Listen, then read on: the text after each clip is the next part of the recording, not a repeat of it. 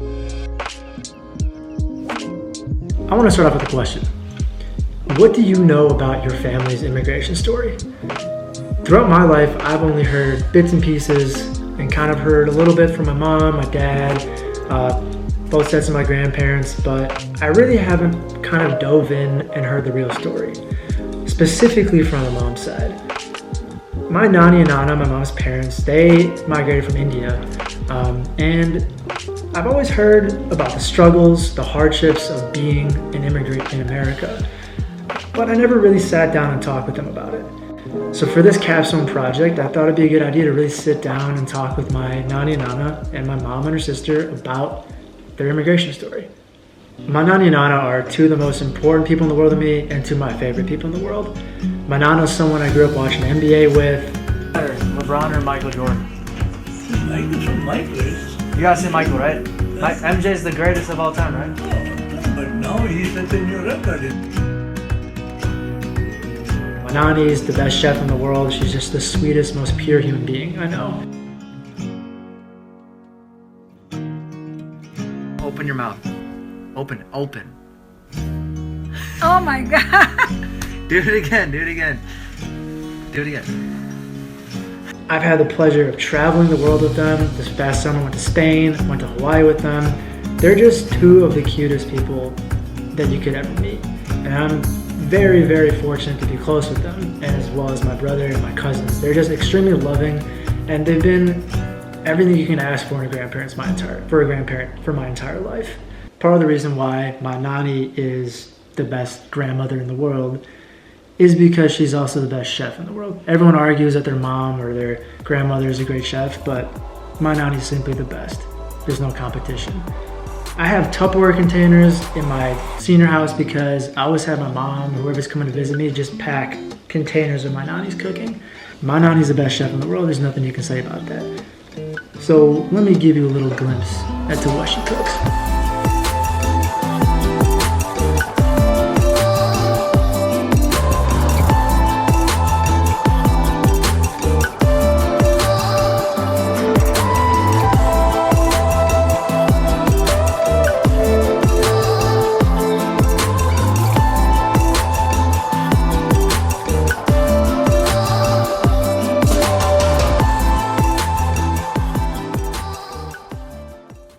So I decided to film an interview with my nani and nana at their home during my spring break. And they actually got back from India for after a 2-month trip, about 4 days before I decided to film with them. And unfortunately, my grandparents were very jet lagged, and they're also both very sick and fatigued from their travel. And this was also at about the same time when the coronavirus outbreak really started getting serious in the United States. And obviously with the coronavirus being kind of serious at that moment, we just want to be respectful of that and give them time to rest and recover. This is my nani and nana's house. A lot of memories here. They've lived here for my entire life and many years before that, but just happy memories here only. I like this school. That was a girls' Mehboobiya school, only for girls. Mm-hmm. And I spent 10 years in same place, same school. And I have a very nice friends. And some of the friends are still come here in America to settle down. So we all are still a friend. And I used to play basketball. And I used to play with high jump, low jump. So, and my favorite subject was not that much, but still Urdu. I was learning Urdu and doing some work, handicraft. How many siblings did you have? Tell me about We your have family. 7 siblings, and I'm the 6th one in the family out of 7. My father was a engineer, construction, and then my mother was working with the family, and we have a very large joint family system. Okay. Joint family with all the cousins and relatives and things like that. So Tell me about the home. What city you're from? What's your hometown? What was it like? we are from Hyderabad, and the city is Nampally, and You have good neighbors. We have 5 brothers. I'm the youngest. And my father was a military officer. And he was for some years he moved to Kerala because of a better job promotion. Then once he retired, he came back to Hyderabad. And we lived a nice suburb life there, not in the city. At that time, now is the worst place. Everywhere, traffic. And then, I graduated from the college. Then I don't have money to go directly to MBA, MA. So what I did is I did my master in the evening college. All same. Only thing is, you can work and study and you can pay. And I was working and I got a couple of nice jobs, but which I don't like it. I rejected. I was an accountant in a federal government accounts office. Then I got 2 girls, Dilara and Dilnas. So I thought it's better to move. Yeah. That's why I'm here. So, I finished my high school from Mehboobiya, and then I went to the college, women's college, okay. by Koti, and then I finished my college degree from there in chemistry and science in 1966, and I got married in 1967, and I have a daughter in 69. And the younger one, Dilnaz, is 70.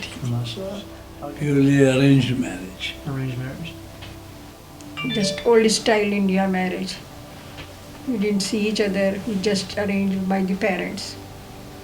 Did you guys know anything about each other's families? Family knew each Yes, a other. little bit.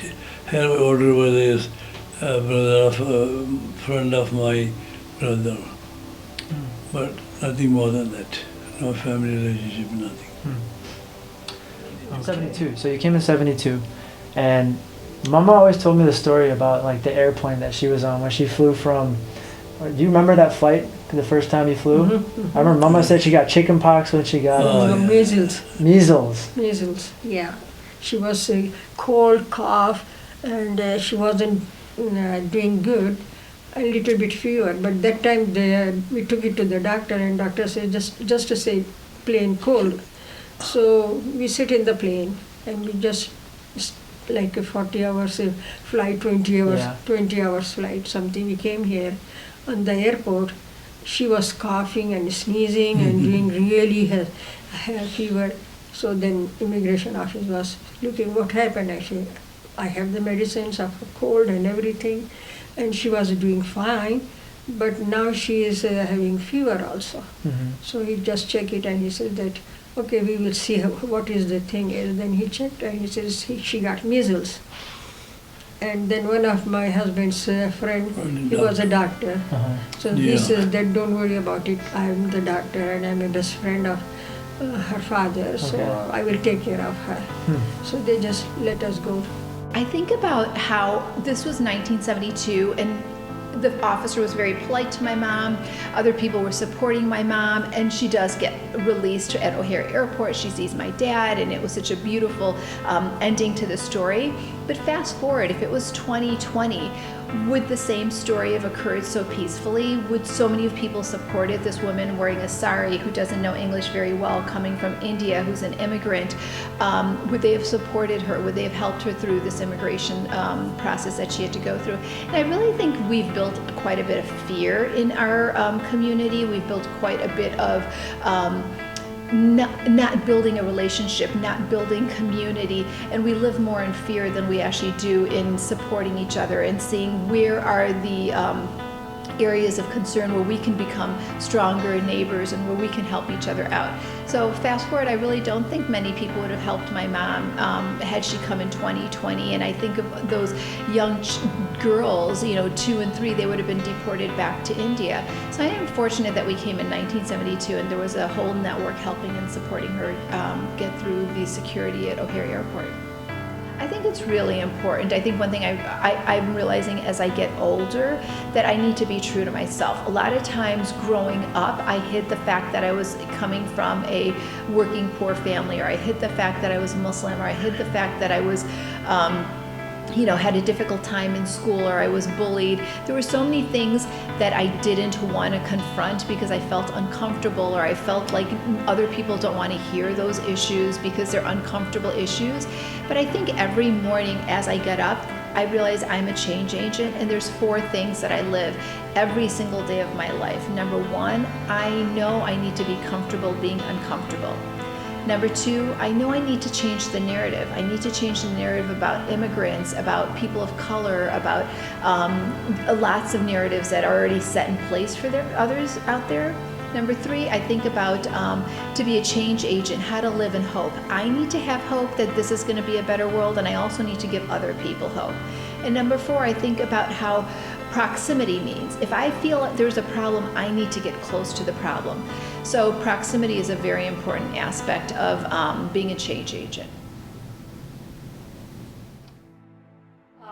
When we were 6.5 years old, we were robbed by our neighbor, who was on crack cocaine, which, if you know the 70s and 80s, unfortunately, we had an epidemic of black and brown men and women on crack cocaine.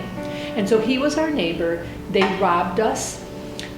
I want to say they robbed us and they had a gun. I don't know. What I do know is they walked away with a garage sale TV, the cheapest radio you can get. I mean, these are the things we owned as immigrants. We didn't have anything worth stealing, but they needed money and they thought they could pawn it, right? And the door was open when we were walking into the apartment, so this is how it happened. And my dad pushed the door open, and just as he pushed the door open, 2 men walked out, 2 black men walked out, and they had our TV with them and everything. They said, don't try to stop us, move back. And we all, I remember, backed up against the wall. My dad, my mom, I'm 6.5, my sister's 5.5, and they walked out.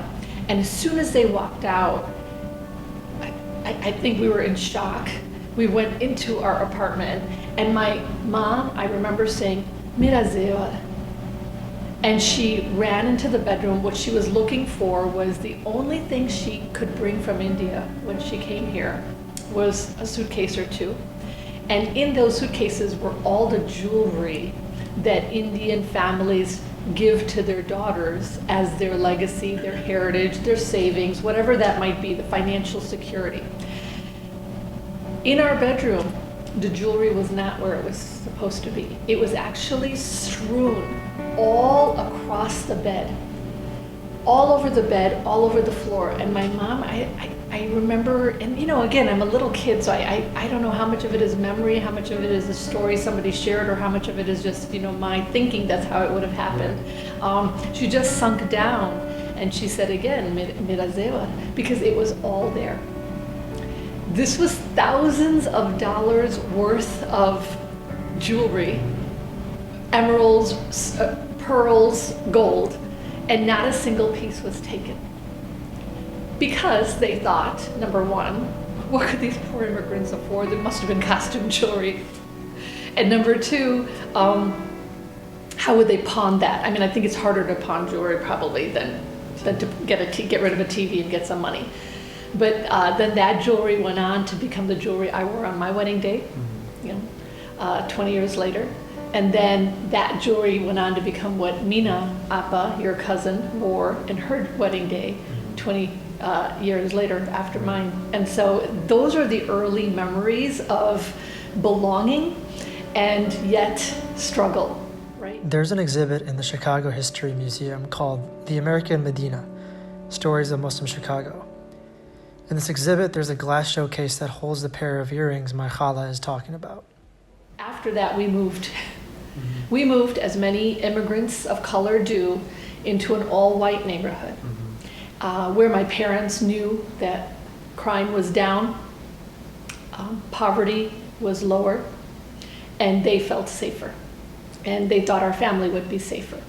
But I will tell you, for the next 6 years of my life in school, I was beat up. My head was shoved in the snow. Stones were thrown at me as I ran home from school. I was called camel jockey, which I didn't even know what that meant at the time. I was told to go back to my country. I was bullied for 6 years, to the point of my breaking. And at one point, I remember saying to my mom in a very angry voice, you moved me from a neighborhood where I felt safe because you felt unsafe. And now we live in a neighborhood where you may feel safe, but I am unsafe every day of my life. I want to go home.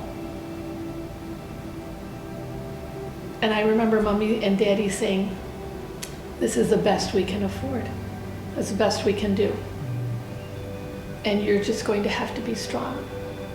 Basically, suck it up. Don't break. And we didn't break. What I learned is you either are stronger or you are broken. And you get to choose. And those were the experiences throughout my childhood and my early years of what it meant to become American. But we were also told, I don't think enough, but we were told that there are areas in America that we can work on and that we can be warriors to understand what is the struggles in America. From my dad, I will say mostly we were told how great America is, how great America is. And my mom was helping us understand there are insecurities and deficiencies and injustices in America. And as women, we need to stand up and make sure that we are the voices for these injustices. So to balance my mom and dad's dynamic of the blessings of America, I think created in myself and in my sister just how important our voices are. So through my parents role modeling us resiliency, through my parents role modeling how important it is to be an immigrant and voice your concern, that's where I am right now. So I bring a lot of identities to the table, and one of the identities I bring is I'm an immigrant. Number 2, I'm Muslim. Number 3, I'm a female. Number 4, it just keeps going on and on and on. I think what I've realized is the blessings that I have is that I need to open doors for other individuals. Each one of us has so many different keys that we can open, and one of the doors that were open to me is having these healthy, resilient parents, and now I need to make sure if someone doesn't have something that I can open doors for them. When you really look at these stories, it really helps put into perspective how it shaped my mom and her sister, how their upbringing shaped who they are today as two impactful, strong, and inspirational women who are striving to make the world a better place. And they're two people that I've always looked up to and two people that I've had incredible respect for and what they do. But when you really look and think about in big picture, the struggles that their parents went through and their upbringing and what they do these days as people trying to change the world for the better, it's incredible. And myself, my cousins, my brother, we should all kind of make sure that we understand the sacrifices that were made by my grandparents and my mom and her sister to get to where we are today. I mean, throughout this whole interview process and just talking with my grandparents, my nani, my nana, my mom, my chala, talking with my cousins for a little bit about this, it just really helps put everything in perspective that the life I live today is I'm able to live the life I have right now because of the sacrifices and the hard work that my nani and nana went through along with my mom and her sister. As cliche as hard work and sacrifice really sounds, there's so much more to just those words at face value. And understanding and hearing the horrors and the really difficult times that my mom went through as a kid, and to seeing where she is now and to seeing how she has raised me to the man that I am today, it brings everything full circle, and you become much more appreciative of your family's history and who you are. You know, my life is so easy. My life is, I really have never, I'm blessed to say that I haven't had serious challenges. I haven't had teachers that disrespected me. I haven't had a house robbed. But these are challenges that my mom faced growing up. And it makes me realize how much more grateful I need to be for the life that I live. You know, these are sacrifices that they made. These are hardships that they went through, so I can be here today living the life that I do. To end, I really just want to close with this. I'm filming this during the time of coronavirus and quarantine, and one thing that we all have a lot of right now is time. And people keep on talking about good ways to use the time that we have right now. So I'm going to urge you guys to challenge yourself to talk to your parents, talk to your grandparents, talk to your family members about your family's immigration story, how you ended up in America. Whether you're first generation, second generation, third generation, everyone should really take the time to learn about their family's history. I think it's really important, and you might learn some things that you never knew, and right now there's no better time to do it. You know, we're learning through this time of coronavirus and the world that we live in that just seems to stop, is that life is so fragile. The coronavirus obviously is taking the lives of so many elderly. So take the time to appreciate your elders, appreciate your grandparents, your parents, and sit down and talk with them, learn, share stories. I think that's something that we all can do when we have this time on our hands. And it's such a simple thing. Learning about the sacrifices that your grandparents or parents made will only help increase your gratitude and only help increase your appreciation for what you're given now. If you can take anything from this video, it's take the time to learn and hear the stories of your family's history. Something we can all do.